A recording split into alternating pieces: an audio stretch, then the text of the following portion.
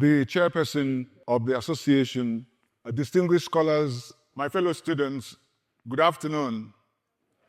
My name is Ikechukwu, and I'm most grateful for the invitation extended me to come and make a keynote contribution to today's discourse. And I'm happy that we all agreed on the topic because it goes to the heart of the matter. Let's dive right into it.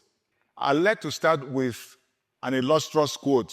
And it says, although it may be easy to possess power that is based on guns, it is, however, better to win the hearts of the people and to keep them. End of quote. You see, that quote is not mine. It belongs to a very, very bad man, a virulently terrible person. Joseph Goebbels. Goebbels was Adolf Hitler's advisor, counselor, very close friend, confidant, his thinker, his philosopher, his propagator, his propagandist. In fact, he ended up being the minister of propaganda for Hitler and Nazi Germany. When he wedded Hitler as the Führer, as the paramount leader, like the president, somebody much more powerful than the normal president, because Hitler was a despot. Hitler was the best man to Goebbels in his wedding. As some of those guys, they ended up igniting the Second World War, in which over 70 million people died. So the question is, if such vile and evil men like Hitler and his murderous goons knew all along, despite their genocides and crimes against humanity, that the right, proper and productive manner to win power and to keep it was through an honest vote. How did that knowledge escape us, we political leaders of Nigeria? How? If such very bad people would know that if you want to win power, you have to win it through an honest vote. How did we miss out in that knowledge? Well, we didn't.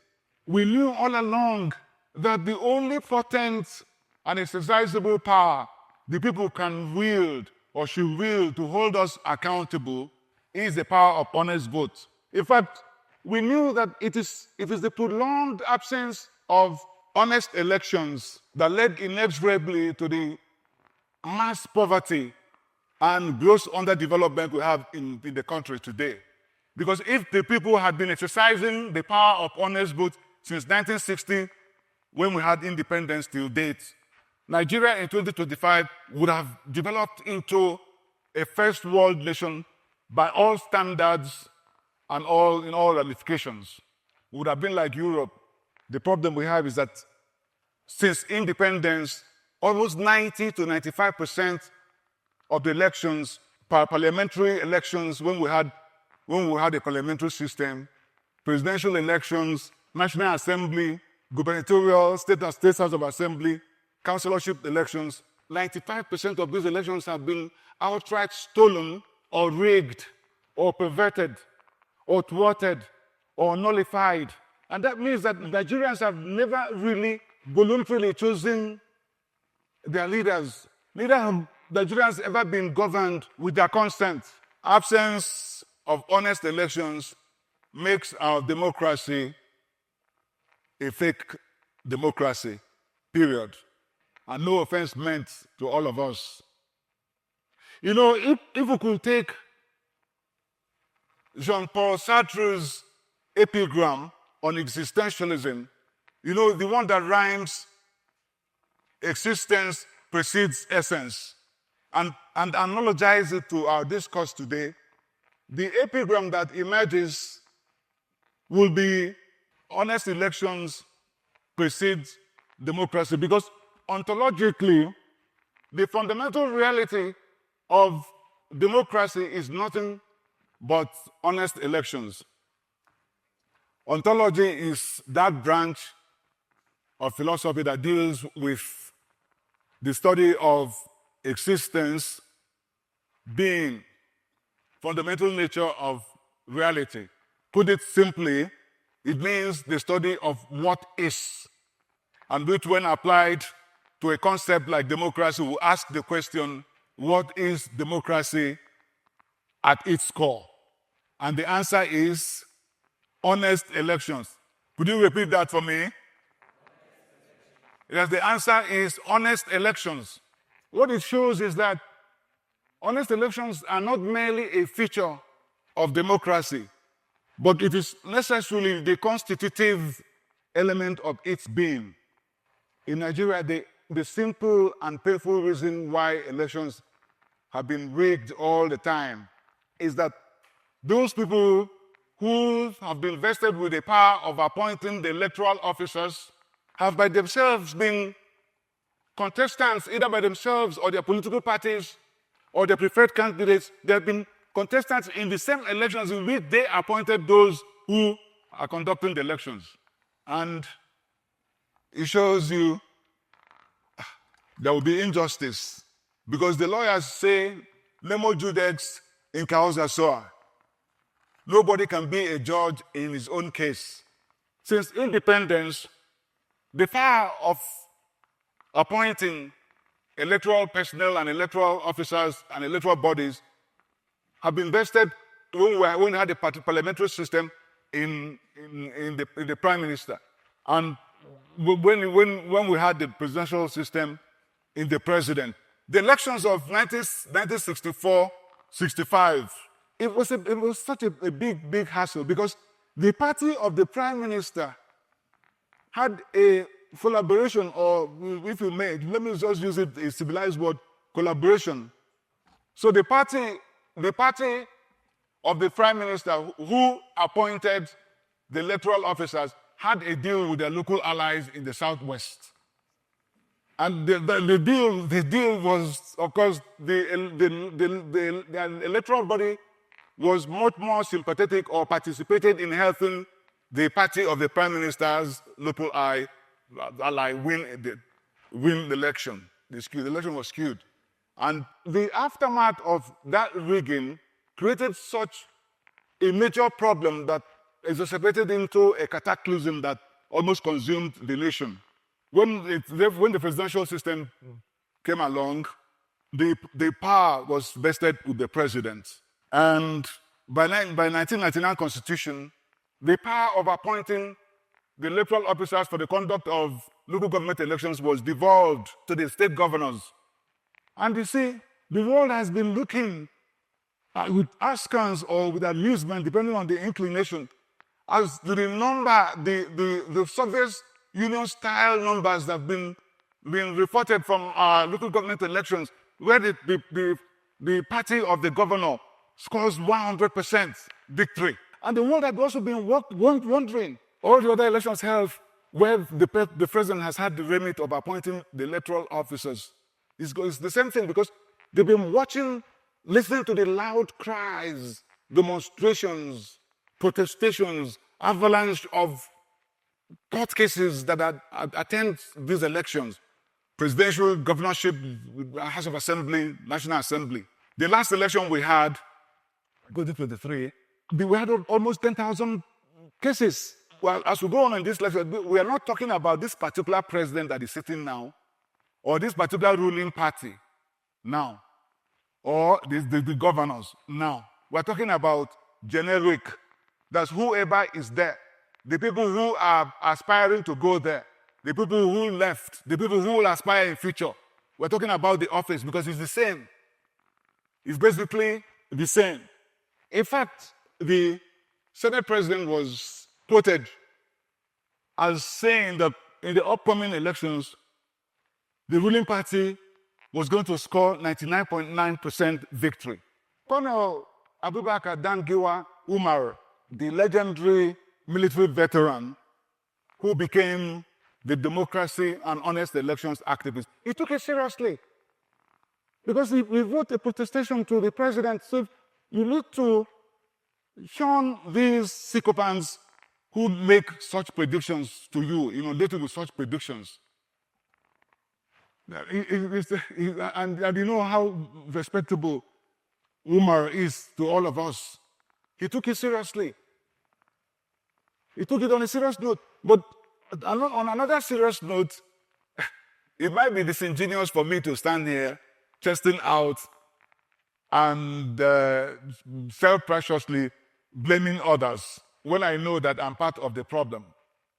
Yes, I am part of that problem. Because all of us, politicians, political office holders, past, present, and military heads of government, former military heads of government, all of us are part of this big problem. Because each of us has at least benefited from a rigged election or acquiesced in a flawed election or perverted an election or superintended or directed the stealing of one election or thwarted one election or prevented the conduct of an election or nullified an election. So all of us, we have to confront this in order to get better. The election of 2007, the presidential election was skewed to benefit one candidate.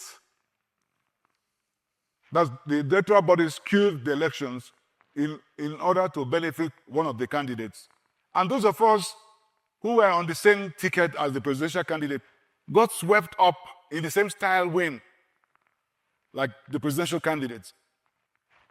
I didn't personally go there to rig because of the preponderance of strength of the party in our locality, but there was a reasonable expectation on our part that we were all going to win the election. So I voted and went back. But the results, when the results were announced later in the evening, the numbers were outstanding. Instead of tens of thousands, you saw hundreds of thousands. And then I was wondering, where do these people come out to vote as to get these numbers? So the numbers were bogus. So I ought to have just raised my hand and said, sir, I reject this victory because the numbers are bogus. But I didn't. I allowed myself to be sworn in the Senate, which is an ethical lapse. That's why I'm telling you that nobody can come out here and start blaming others. It's an ethical lapse. Although, fortuitously for me, my election was nullified a couple of months after.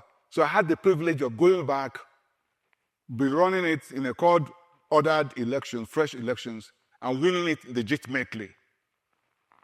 But I need to ask you, would you say that the win, the later legitimate win, cured the ethical lapse in the first one?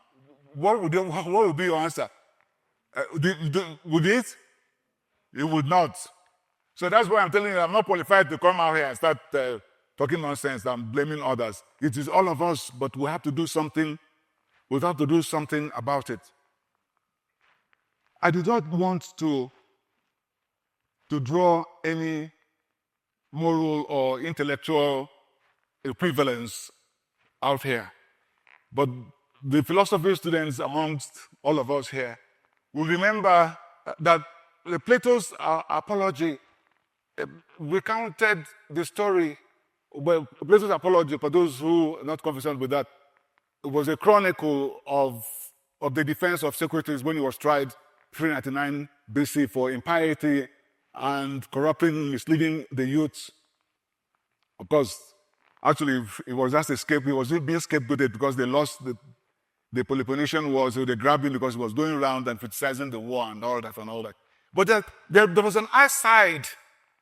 There was an aside to that story, and that aside was the story of how the oracle at Delphi, we're talking about classical Athens, so they had oracles and all those things. Don't worry about it. So, and most of them is mythology. So the oracle at Delphi, speaking through Pythia, the priestess, declared Socrates the wisest man. Socrates was the wisest man, and not because he had intense knowledge or because he was the repository of all knowledge, but because he knew that he knew nothing. And that was unlike the sophists who went around thinking that they knew everything. So the fact that Socrates knew that he didn't know gave him the clarity to know that he had to pursue knowledge, and knowledge he pursued, he did. You remember his dialectical elenchus. So I believe that my self-awareness and consciousness that I'm part of the problem affords me the clarity needed to chart the course on how to solve the problem of election rigging and then to move our nation up to the era of honest elections, and the clarity to reasonably forecast outcomes of an era of honest elections in Nigeria. And so permit me to inform you that although it is very, very important to make bimodal voter accreditation system and electronic transmission of results by IREV all legally mandatory in the conduct of our elections in Nigeria. But I'm sorry to disappoint you that BVAS and IREV cannot solve the problem of electoral rigging in Nigeria without the neutrality and impartiality of the electoral bodies. Because those systems are vulnerable to manipulation.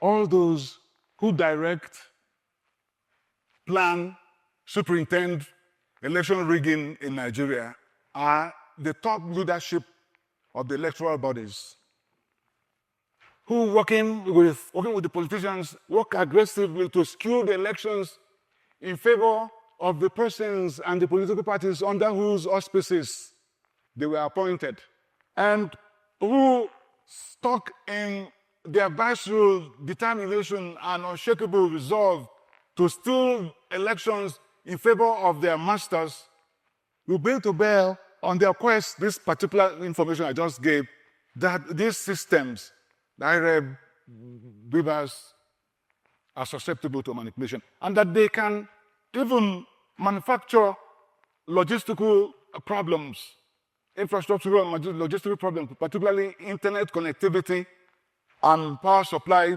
disruptions, and then turn around and take benefit of those failures. That they can manipulate the back-end data. They can do that. And that they can engineer system dysfunction and malfunction and exploit the resulting glitches. Or that they can even decide not to transmit the elections, whatever you say in the law, because it's always a do or die game for them. That they can decide not to transmit the result electronically or delay it until it is useless. All the point we're making is that BVAS and IREV cannot help much with election integrity without the integrity of the electoral bodies. And you and I know that the existing electoral bodies today in Nigeria, at the federal, at the state levels, they are not working for honest elections. They are rigging elections in collusion with us politicians for the benefit of those who appointed them. And therefore, the only way to ensure impartial, neutral, honest, transparent, free and fair conduct of elections in Nigeria is to devise a means by which the electoral personnel, these electoral bodies and personnel, by which they are appointed independently of us politicians, especially the president and the governors. I'll say it again, that we must find a way to make sure that the president and the governors do not influence or direct the appointment of electoral officers. Regarding outcomes, the outcomes of an honest election era, I took the liberty of commissioning an analytic study on what our future prospects would be if we conducted and experienced 3 consecutive cycles of honest elections in Nigeria. What would be our future, our fortunes, or our disadvantage if we can have honest elections, say, from 2027, and then we'll have honest elections again 2031, and we'll have honest elections again 2035. How would we fare?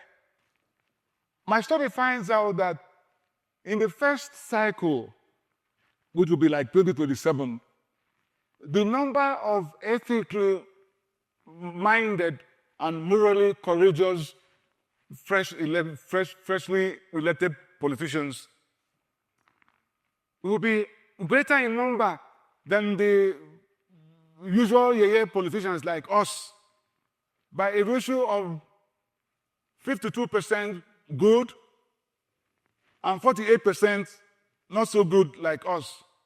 And then in 2031, it will even get much better because the ratio will be 80% for the good and 20% for the not so good like us. And in 2035, the third cycle, it will be 99% good and 1% not so good. So can you see that what we have is a total makeover in quality of candidates? Can you see that? Gentlemen and ladies, can we see that? Yes, let's clap for Nigeria. We are making progress. It's good for us to have this discussion so that we see that some people have lost hope in Nigeria. I have not. I'm very optimistic of the country. All we need to do is to do it right. And our pathway to doing what is right is honest elections. And then you may be wondering, what about those politicians like us who squeaked through in this election? What will happen to us? Why do you have to have bad ones like us in the mix? Why? But I'm telling you not to worry, because in the era of honest elections, the people are now the sovereign. The people that have now gotten the popular sovereignty, the people's power, and that power is the power of vote. It is now the people, they are the new sheriffs in town. So both the good and the bad know that they will be thrown out of office unless they deliver people's-oriented projects and deliver good governance. And I'm telling you, it's not going to be from four yearly basis. The people are not going to wait to throw bad people, bad politicians, bad officers out of office. They're not going to wait for 4 years because the recall process will now be activated. And it's not like that one they tried to use in Kogi State. The one they tried to use in Kogi State to recall somebody. And our own INEC saw through it. Imagine when our INEC says that what some electoral process is bad. You must be thoroughly, thoroughly bad for INEC to say that. In the new dispensation under that era of honest elections, the people will be the sovereign. You know, Machiavelli tended to turn it upside down because he kept talking about, in his book, The Prince, he kept talking about the prince, the sovereign. Because the sovereign is not the president. The sovereign is not the National Assembly. You know, Machiavelli says that it's better for the sovereign to be feared than be loved. The sovereign under our constitution are you people, the people. So you now have the instrument that will make the politicians now fear you, and that is the power of honest vote. My study finds that these new politicians, these new officers that have been elected, where the people are now watching closely with their power, they would move quickly to do the people's work. And the first thing on their table is that they're going to legislatively set up an independent anti-corruption system. You know, the system in which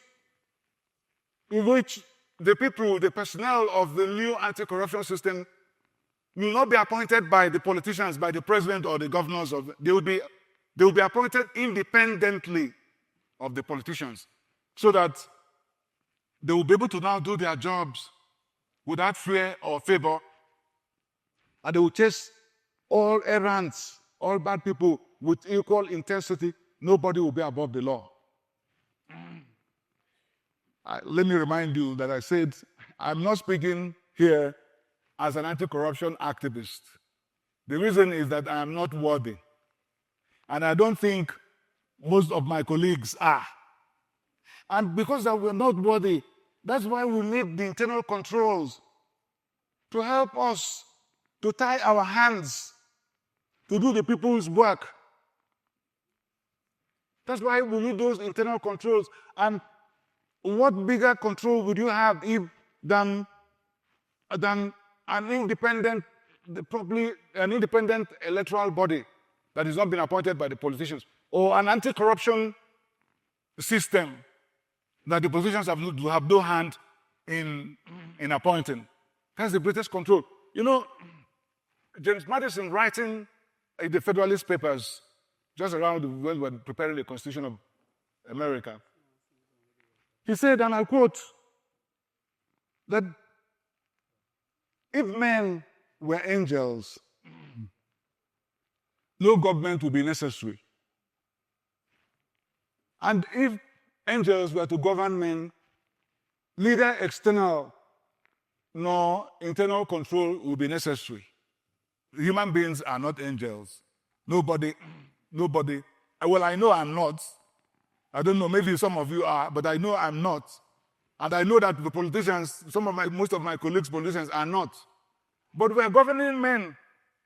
We politicians are not angels, but they're governing men. And you know what Madison just said? That if you're governing men, you need controls. But if you're an angel, you don't need control because you're like God. So we need controls. And the controls are what have been laid out. One, independently appointed electoral body personnel, independently appointed personnel of the anti-corruption agency. There are others. Separation of powers amongst the branches of government, checks and balances amongst the branches of government and institutions of government. And my study finds that in the honest election period, there will be a palpable straightening of separation of powers and the accompanying checks and balances. Because under our presidential system of government,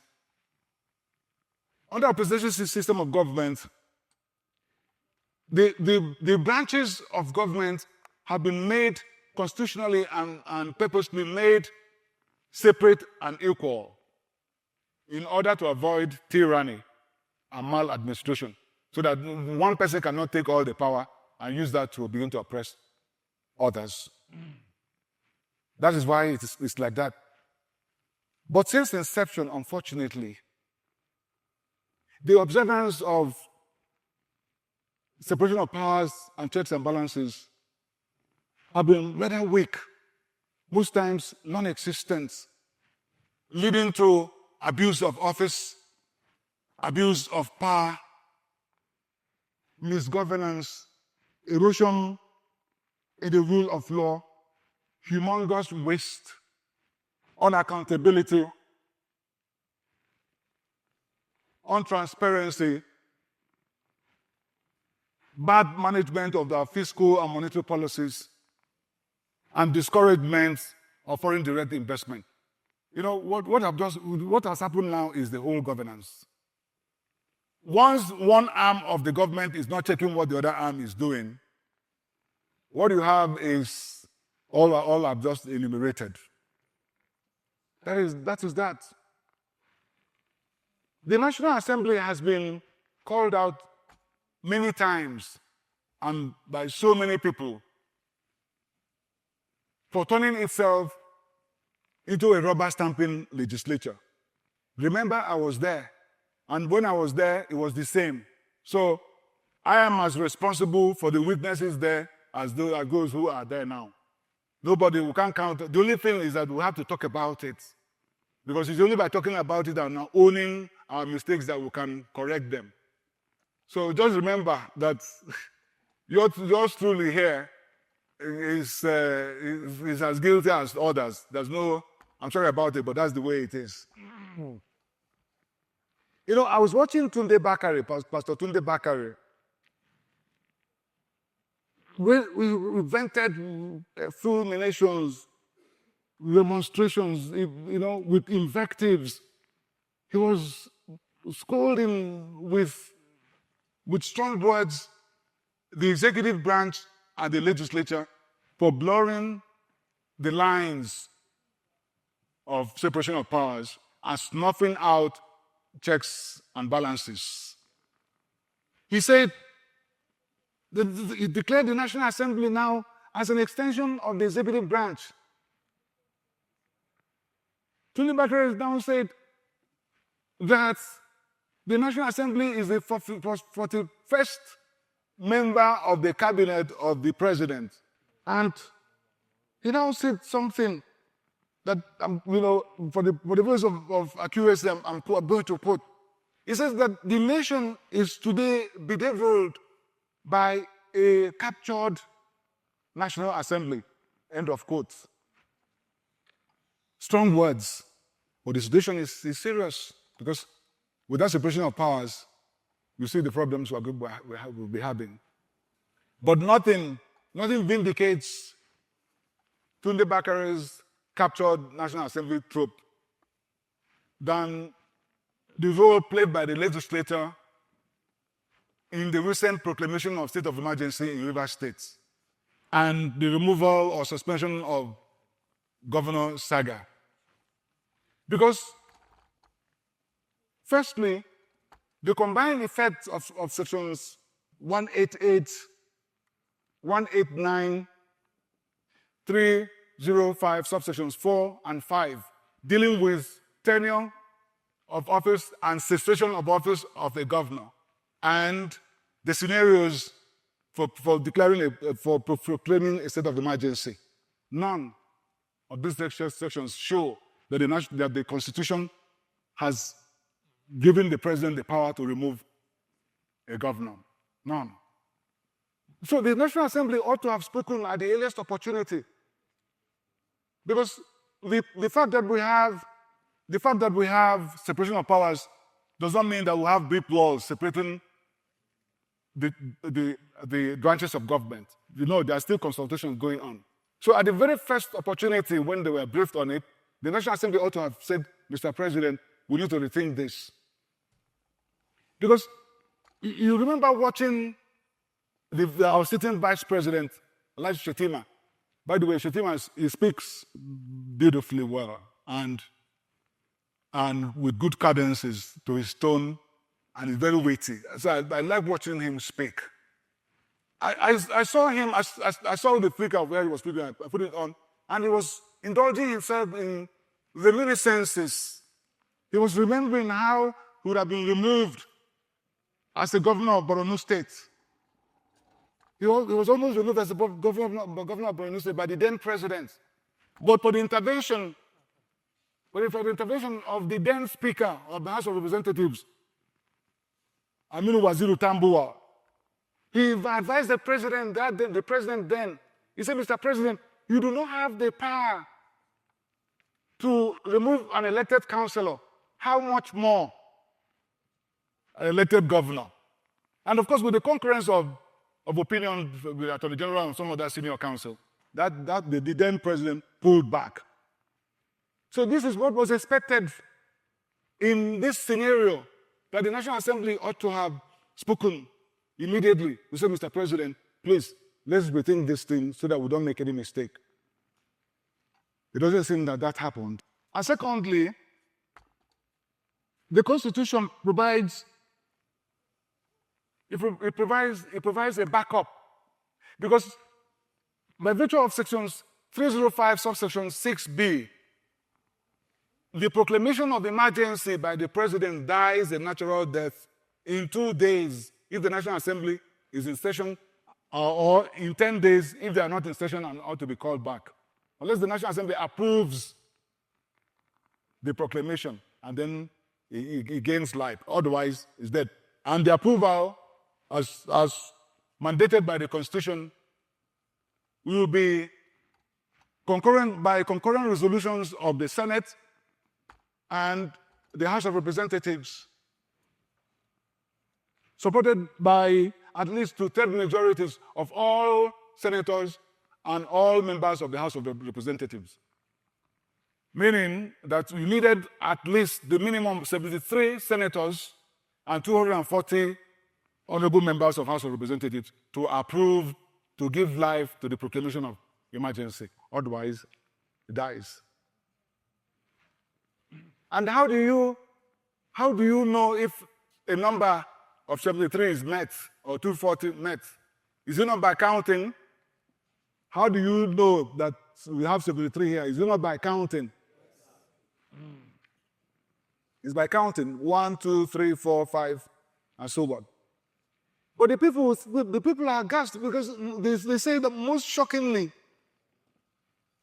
that the National Assembly, saying that perhaps they didn't have the numbers, resorted to a voice vote. Voice vote is usually by estimation. You know, when the Senate President will say those in favor say aye, everybody will say unison, aye. And when he says those against say nay, they will say nays. So ask yourself, how is it possible? What all of us here shout ayes and some shout nays?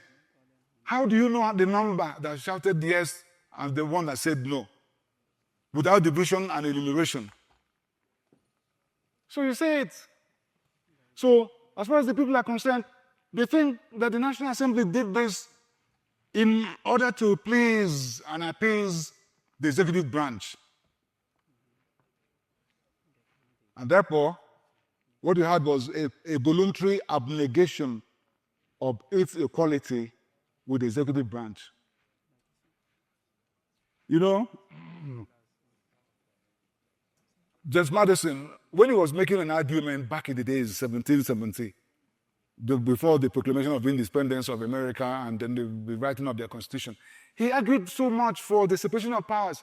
And the reason, his own reason was different from some of the Enlightenment philosophers like John Locke, Baron de Montesquieu, Thoreau. James Madison brought a different take to it. He said the reason why you need separation of powers is that each branch will jealously guard its territory to make sure there's no encroachment from one branch on the other. Meaning, the legislature will make sure that the president doesn't touch their powers. The president will make sure that the legislators don't touch their power, and so on. You see, unchecked power will self-accumulate. It self-accretes and creeps into power absolutism.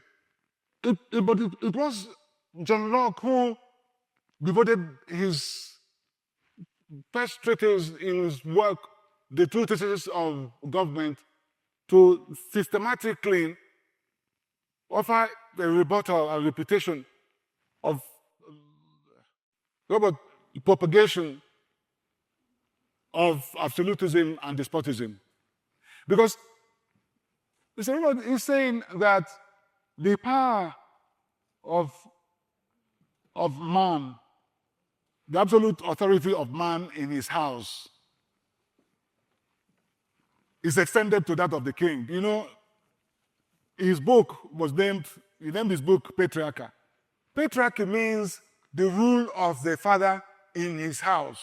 But this man says that the same way the father has absolute power in his house is the same way the king or the president has in the realm or in the country, because the president is the father of the nation. And the power of the father in his house and that of the president as the father of the nation have been genealogically tied and traced to Abraham, our first father, who received his power from God. And therefore, that the president's power is a divine right from God. To me, it's utter craft. Nonsense, really. Utter craft. And he wasn't the only person advocating absolutism, because Thomas Hobbes also was talking absolutism, but on different premises. Thomas Hobbes says that Well, I mean, our nature in man is that we're in a state of anarchy. It's a war of all against all, meaning that all of us here are fighting, kicking ourselves and all that and all that. And therefore our life is solitary, poor, nasty, brutish, and short. And that is why we would do a social contract to hand over our powers to a Leviathan, which he named, the way he named his book, a monster, a ruler that will be ruling like a monster to quell the trouble. John Locke sorted out these two gentlemen. He said, look, our God created us and gave us inherent rights. The right to life, the right to liberty and property. Thomas Jefferson would add pursuit of happiness. But it wasn't him, because it's an epigram that's been there through the Enlightenment period. So, it should prove that we are right, that because we know that there will be some disagreement here and time, and we need collective security, we give some power to rulers. And the way we give that consent is our votes. You use your votes to give consent to the person to rule over you. And that person cannot abuse it or should not abuse it. John Locke will go on to find two branches of government, the legislature and the executive. But it was Baron Montesquieu who added the third one, the judicial branch, to close the circuit, meaning that our rights now are protected, because if anybody is trying to abuse it, we'll go to the courts. Anyway, let's just remember that whatever may be happening at the federal level, is a child's picnic to the disaster happening in the states, where the governors are the despotic rulers bestriding the realm, towering over the state houses of assembly, where the members are without exposure or capacity to offer checks and balance. So nobody's balancing the governor. Tunde Bakare was able to scold the presidency. But who remembers the governors are everything? The governor is the legislator and the executive. Because he's elected executive, but he owns the legislature in his pocket. Whatever he wants, he does. Any bill he wants to pass, he passes. And John Locke spoke patiently when he said, and I quote, that it would be too tempting for human weakness, which is so naturally inclined to seizing power, if those who are vested with the power of enforcing the laws are also given the powers of making them. But that's what is happening in the States. Yes, that's exactly what's happening in the States. You could actually describe the governors in the words of King Louis XIV when he says, "La sate moi." The state is I, or I am the state. But let's not worry so much about it, because now we're in that era of honest elections where the people will have the power. They're going to use their power to infuse their power of punishment, to punish these legislators, to infuse metal in their back so that they can do the right thing. And they use that power to also oversight the executive, to know when it's overstepping its bounds. And because of the fact that we're holding elections that count, you don't need to go into the big party, with structure, because structure is the ability to rig. In the locality, you just put your name in the small party. And then, because the people know you and they're going to vote, they don't care about the party. And then you're going to be seeing retired senior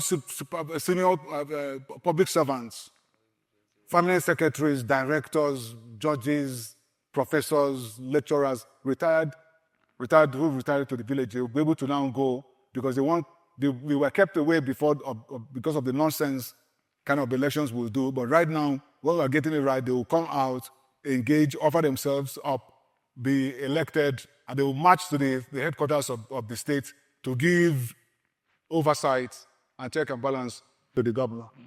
we're heading towards making progress. So my study finds that with these primary fruits of honest election, which were counted now, the first one is the elections. Elections in themselves are fruits of honest election just by themselves without any further purposes. Because anytime you hold an honest election, what you see is that it imbues a feel-good factor.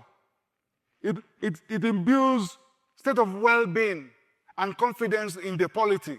People have hope because they can look and see that the people they elected are going to do well. And then you see the independently appointed members of the anti-corruption system. And then the separation of powers and the accompanying checks and balances. And above all, the greatest of it all is more ethics in government, because now the quality of the people who have been elected have improved dramatically. Remember, at the last stage, we got 99 very good and 1. So with this, there was a dramatic change in the fortunes of the country, because now the government is equipped with personnel, with the structure, with the laws to deal with insecurity. Because how have we been dealing with insecurity? If we don't have honest elections, you don't have anti-corruption system. When you put the money, nobody knows where it goes and all that and all that. So a lot of it, the government is now equipped, just because of the honest elections now, to tackle this problem of insecurity, deal with it once and for all, and then to offer systematized solutions to problems afflicting all the other sectors: agriculture, education, health, housing, power and steel, solid minerals, maritime sector, etc. And then including the establishment of a national social security system, particularly made for the poor people and the lower middle class. And with all these, the number of Nigerians that are poor, today standing at about 150, 170 million, will be reduced by as much as 70% in this period, this 3-cycle period of honest elections. And so, in order to usher in the era of honest, transparent, free and fair elections nationwide, under one independent, neutral, and unbiased electoral body, being inescapably the necessary and the only means we can lift Nigeria and our people, our brothers and sisters, out of poverty, and the only means with which we can reach the potentialities of God's endowment upon us, including taking our pride of place in the league of great and egalitarian nations. I do move a motion for constitutional amendment to provide for the establishment of a new, truly and literally independent National Electoral Commission charged with the conduct of all elections and for all elected offices. And that the new INEC be composed and constituted by 13 commissioners. 6 of the commissioners will be elected by the underlisted 6 Nigerian labor and professional organizations. And 6 commissioners will be nominated by the United Nations from across the world. And 1 commissioner observer will be nominated by Transparency International. That, I propose, will be our new INEC, for the first time appointed without the influence of us politicians. Of course, the new INEC will have the power to hire, to elect, and to remove their chairman, and to hire and fire all staff, including the chief executive officer. The election of 6 commissioners by the underlisted 6 Nigerian labor and professional organizations is arranged on a concurrent, corresponding, alphabetical order. That is to say that the Academic Staff Union of Nigerian Polytechnics will elect 1 commissioner out of its members from the Northeast geopolitical zone. And the Academic Staff Union of Universities will elect 1 commissioner out of its members from the North Central geopolitical zone. That the Institute of Chartered Accountants will elect 1 commissioner out of its members from the Northwest geopolitical zone. That the Nigeria Bar Association will elect 1 commissioner out of its members from the Southeast geopolitical zone. That the Nigerian Medical Association will elect 1 commissioner out of its members from the Southwest geopolitical zone. That the Nigerian Union of Journalists will elect 1 commissioner out of its members from the South-South geopolitical zone. Politicians and those who have held political offices will not be qualified to be elected to serve in the new INEC. And the United Nations and Transparency International will not nominate a Nigerian or any person indigenous to Nigeria. Their own nominations will come from their staff.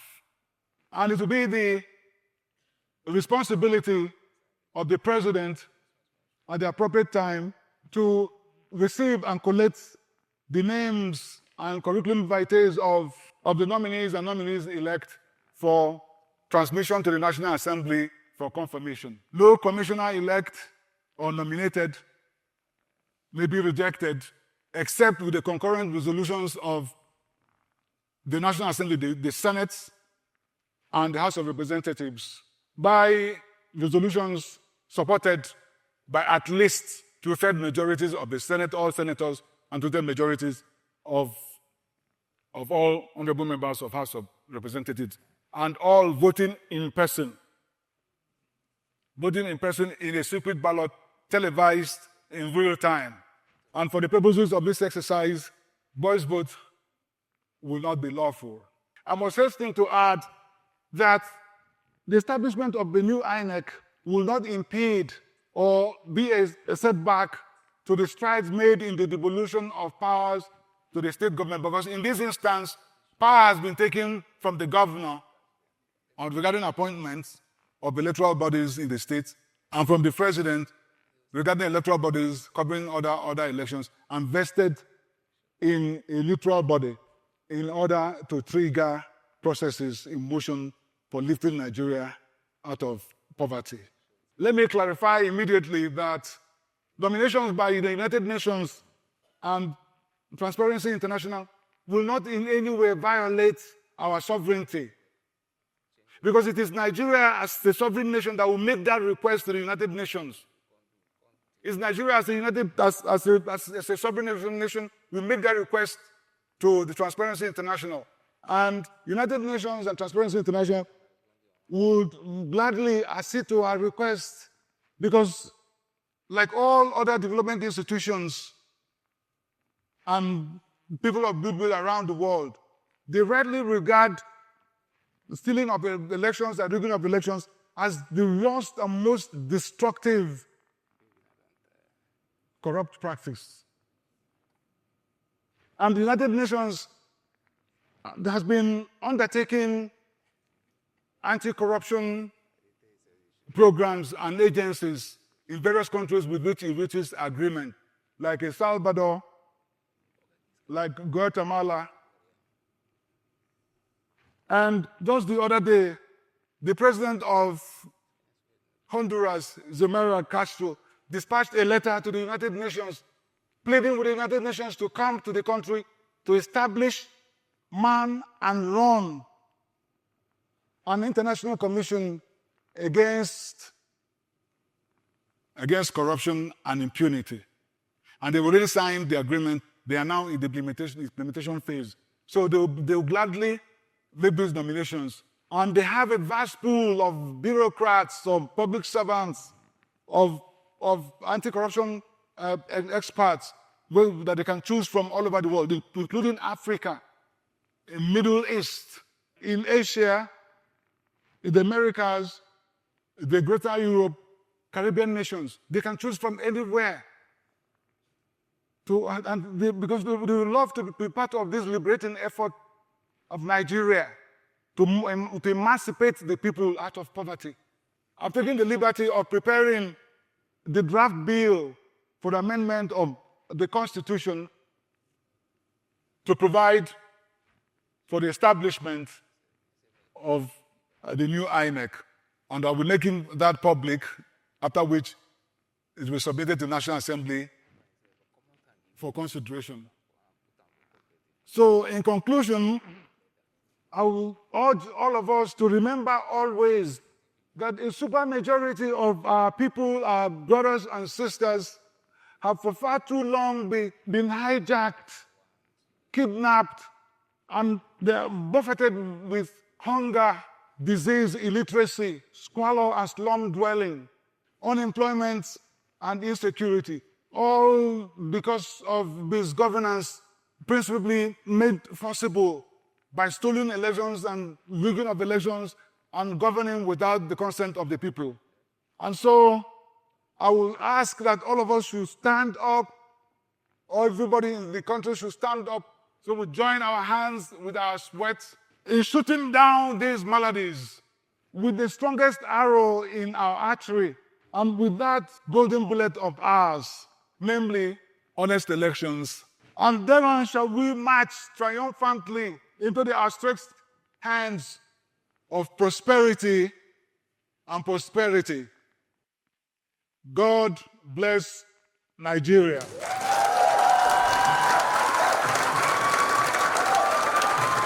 Thank you. Thank you.